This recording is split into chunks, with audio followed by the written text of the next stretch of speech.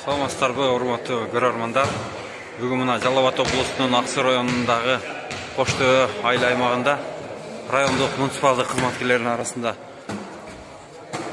волейбол, стол тенниси боюнча мелдеш өткөрүлүүдө. Бул албетте достукту бекемдөө, ден соолукту чыңдоо максатында өтүп жатат.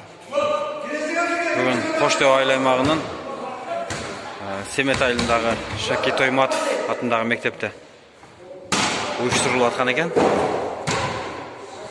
Азыр муниципалдык кызматкерлер волейбол ойноого даярданып атышат.